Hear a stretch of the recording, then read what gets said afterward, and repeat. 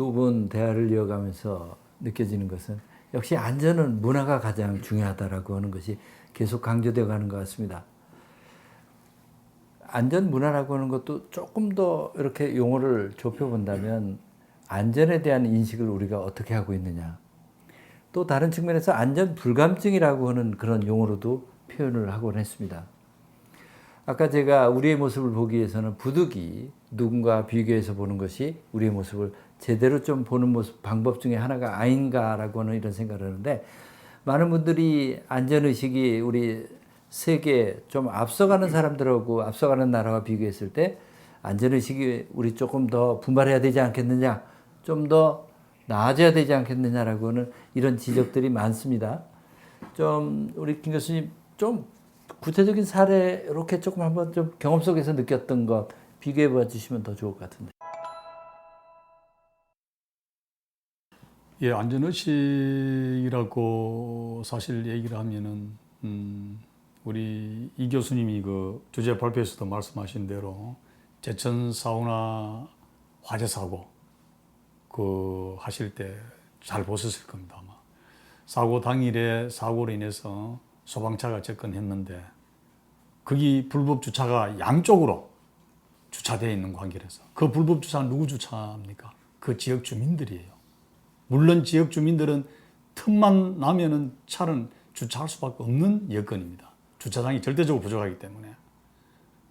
그걸 그 당시 제천시에서 한쪽에는 주차를 할 수 있게끔 해주고 한쪽에는 주차를 할 수 없게끔 뭐 지도 단속도 좀 하고 해야 되는데 늘 그래 왔으니 뭐 당연시 하고 있다가 이제 사우나 화재가 나서 엄청난 피해가 났었죠. 저 역시 마찬가지 그 언론을 통해서 봤습니다. 딱 일주일 됐을 때, 방송국 얘기는 하지 않겠습니다만, 딱 9시 정기 뉴스에 나왔습니다. 그 카메라 기자가 딱 들이대고 하는 말이, 일주일 전에 여기에 저 건물에서 사고가 났는데, 이까지 차가 왔는데 못 갔어. 그때 못 간 이유가, 보시는 대로 양쪽의 주차로 인해서 소방차가 접근하지 못해서 엄청난 인명피해가 났다. 그럼 일주일 전에 있던 게 지금 현재 불과 일주일밖에 안 됐는데 똑같은 현상이다, 그죠? 그렇다면은 물론 거기에 시민들, 이웃에 사는 사람들은 그 불이 났을 때는 내 차로 인해서 빨리 불을 못 껐다는데도 의미가 있겠지만 그 불은 그 사우나 건물의 관리 부재로 인해서 문제로 해서 불 났는 거고, 내 차가 옆에 돼 있었기 때문에 빨리 못 껐어 많은 인명피해가 났다는 건 별로 생각을 안 하는 거예요, 시민사회들은. 그렇다면은 그 하고 난 뒤에 그 시 지방자치단체 담당 공무원이 그 정도의 큰 대형 사고가 나면은 거기 뭐 안 하면 위험 검주를 치든지 아예 뭐 주차 금지를 하여 어쨌든 시민들이 차를 못 대게끔 근원적인 시스템적으로 좀 보완을 해줘야 되는데 전혀 그런 조치가 없었어요. 그러다 보니 일주일 이후에 딱 보니까 과연 우리의 시민 안전의식은 어느 수준인가 라고 딱 했을 때 똑같은 사고 나면 똑같은 현상이 나온다, 그죠? 아마 지금 이 시간에도 아닌지는 몰라도 지금 그거 하면 또 그래 되지 않나 싶은 생각이 좀 들어요. 그렇다면은 그게 제천 거기에 사우나 건물만에 과연 그런가? 아마 우리나라의 요소에 어느 지자체든 어느 시구 군에도 그와 같은 중소 규모 그 정도의 도시 규모에는 아직도 아마 그런 현상이 그대로 평배해 있으리라고 본다. 그렇다면은 우리가 그런 어떤 중요한 사고가 나면은 우리 국민들이 여기는 차를 댈 수 있게끔 되어 있는데 여기는 차를 대면 안 된다라고 되어 있으면 난 안 돼야 되겠다는 그런 어떤 사람의 의식이 상당히 중요하지 않나 이래 봐집니다. 감사합니다. 우리 이재열 교수님도. 예, 저는 제가 경험한 거가 한 세 가지 정도 추려서 말씀드리겠는데요.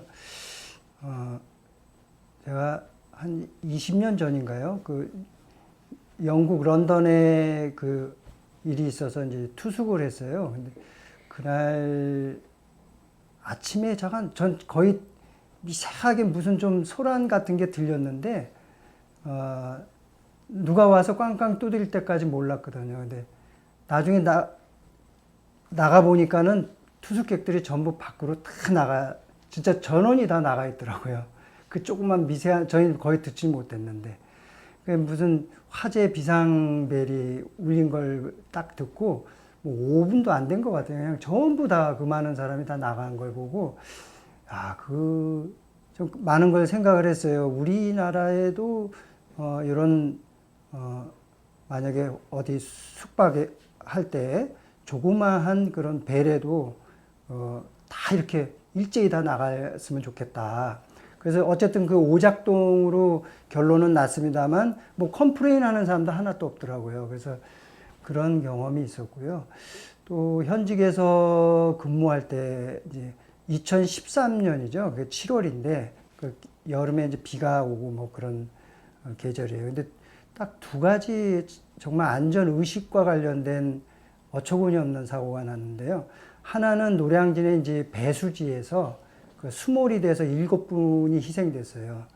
근데 지금 한강물이 넘쳐서 뭐 비가 억수로 와서 지금 다 대피하고 뭐 그런 상황인데 그 한강 바로 배수지 옆에 지하 한참 뭐 몇십 미터 밑에서 그냥 그 작업을 하는 거예요.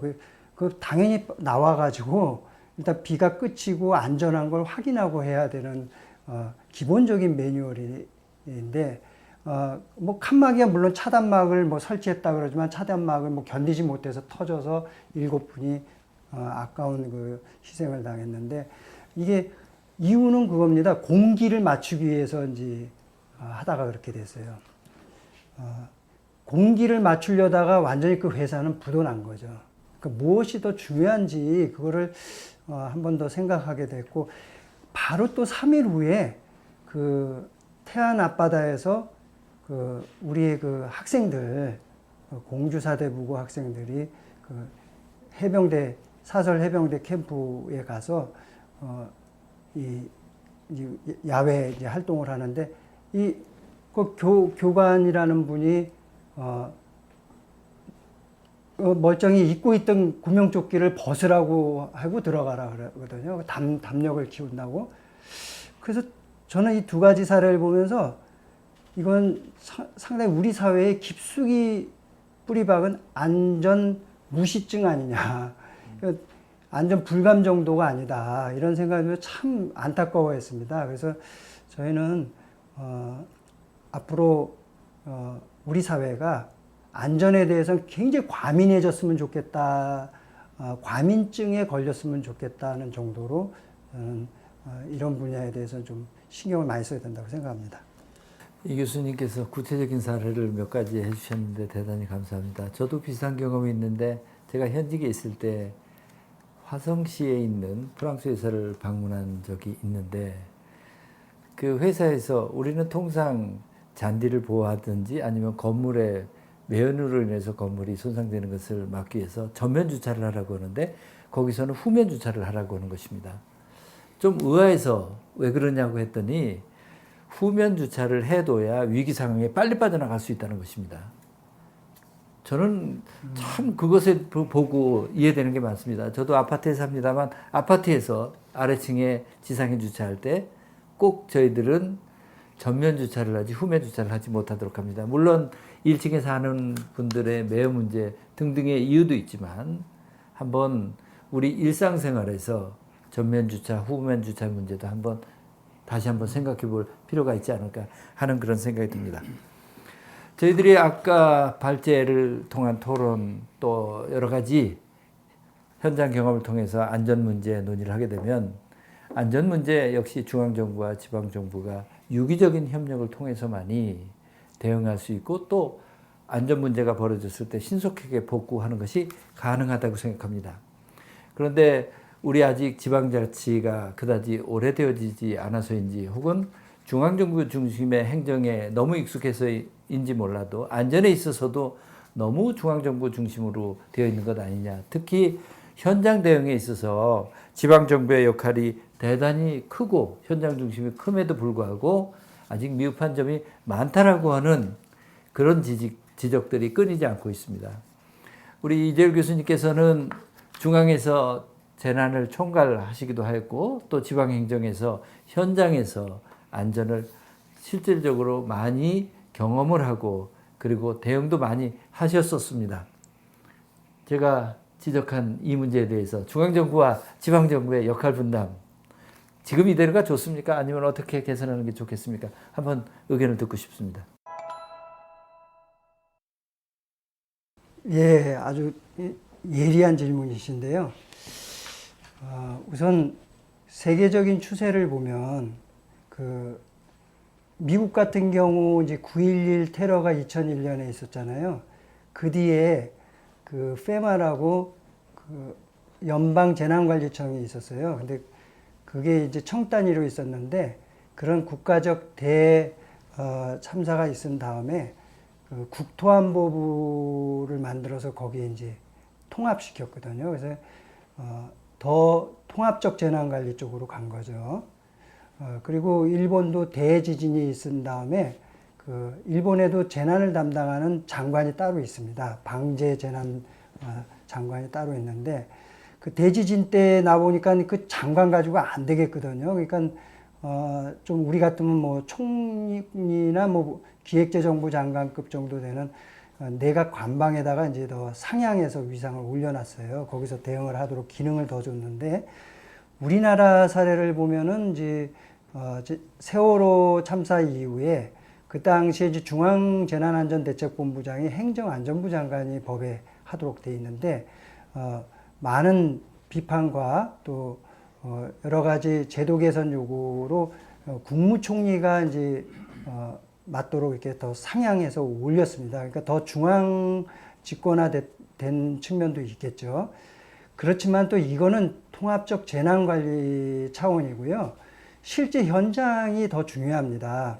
그 세월호 때도 이제 G가 현장에서 여러 가지 우왕좌왕하고 하는 그런 사례가 이제 재발되지 않도록 이 구조 책임을 그 현장에다 줬거든요. 그러니까 예를 들면 소방서장이 또는 해경서장이 G를 통합해서 하도록 이렇게 현장 위주로 또 고쳤어요. 그러니까 양쪽으로 다 하나는 한쪽은 더 중앙 통합적 이게 집중화 시켰고 또 한쪽으로는 또 지방에다가 더 많은 권한과 실질적으로 대응할 수 있도록 이렇게 해줬거든요. 그러니까 이 둘이 조화돼야 된다고 저는 생각을 하는데 지금보다는 좀 더 지방 정부의 역할을 더 권한과 역할을 더 줘야 된다고 저는 생각합니다.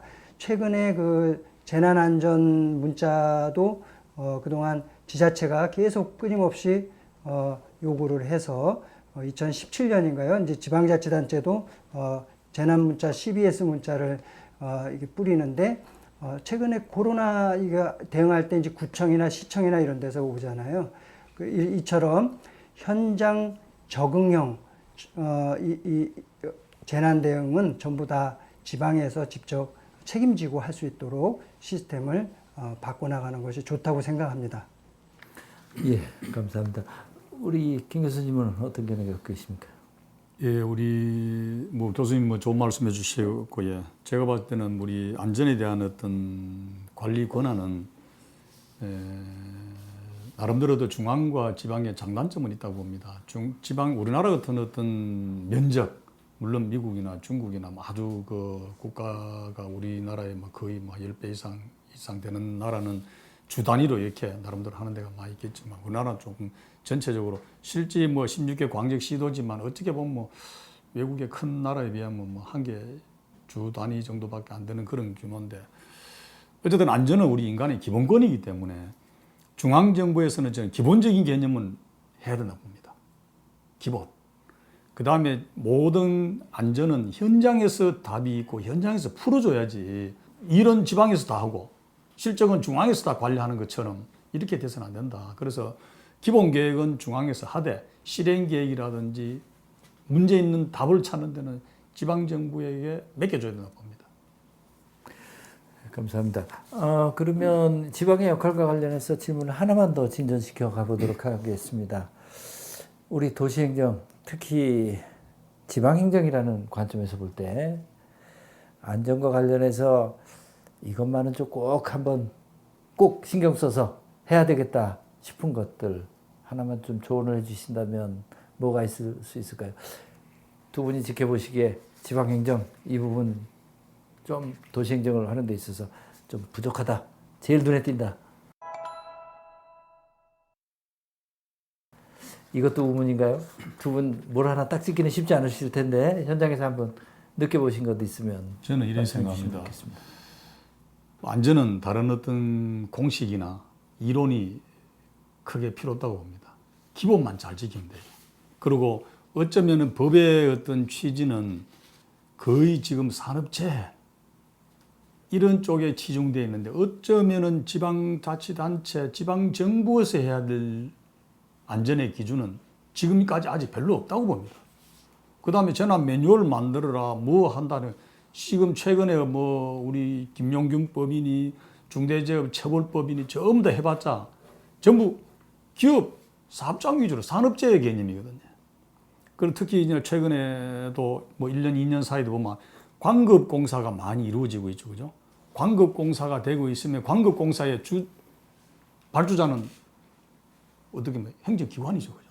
행정기관에서 하는데 그걸 밑에 시공사에게 밑에 이제 하청을 주고 나면 사고 나면 모든 걸 다 이름을 다 맡겨버려요.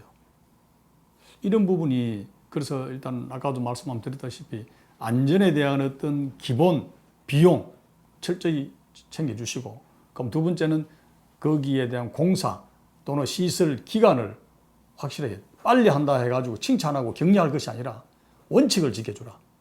나 그거는 관공서에서 꼭 해줘야 될 일이지 않느냐. 지방정부가 해야 될 수장이라면은 보통 보면은 빨리 해. 빨리 하면 수고했어 이렇게 할 것이 아니라 빨리 한 이면에는 안전이 그만큼 담보가 되는 거죠. 그죠? 비용이 정상적으로 처리됐는지 이런 부분이 좀 지방행정에서 좀 안전에 대한 꼭 좀 해야 될 일이 아니냐 이렇게 볼 수 있습니다. 네, 감사합니다. 지방행정에 있어서도 역시 기본을 지키는 것이 가장 중요하다라고 하는 말씀을 강조하시면서 지방의 매뉴얼을 세심하게 다듬는 것이 좋겠다라고 하는 그런 말씀이셨습니다. 우리 이 교수님도 의견 좀 주시겠습니까? 예. 우선 그 지방행정, 특히 도시행정에 있어서 제가 뭐 여러 가지를 해야 하게 되겠지만 제일 필요한 거는 좀 그 추진 체계라든지 조직 이 문제를 얘기 안 할 수가 없는데요. 그 일하시는 분들이 그 안전을 좀 중시할 수 있으려면 일단은 안전부서에 근무하는 사람들이 좀 우수한 인력, 또 이 적절할 때 적절한 판단을 할 수 있는 어떤 전문적인 이 능력이 꼭 필요하거든요. 그래서 지방자치단체에서 가장 시급한 거는 안전인력의 보강이다. 왜냐하면 중앙정부는 상대적으로 아까 말씀드린 대로 통합적 재난관리를 이제 계속 시행착오를 겪으면서 상당히 좀 수준이 높아지고 있어요. 반면에 지방자치단체는 아직 전문적이라기보다 그냥 범용으로 이렇게 일하는 듯한, 일이 터지면 그때 뭐 여러 가지 기획실 뭐 이런 여러 가지 다 통합해서 이렇게 하는데 조금 전문적으로 대응할 필요가 있겠다. 이런 내용하고요.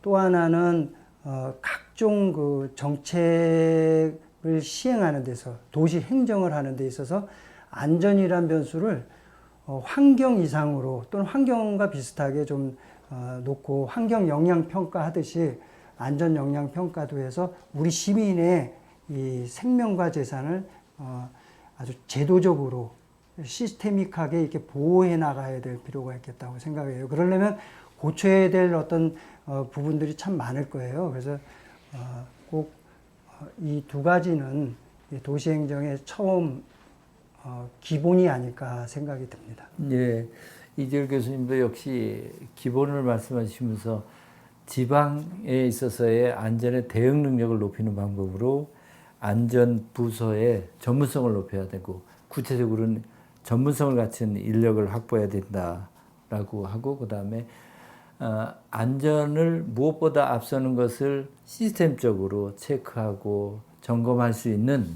그런 기능들이 있었으면 좋겠다라고 하는 그렇게 말씀을 하셨습니다.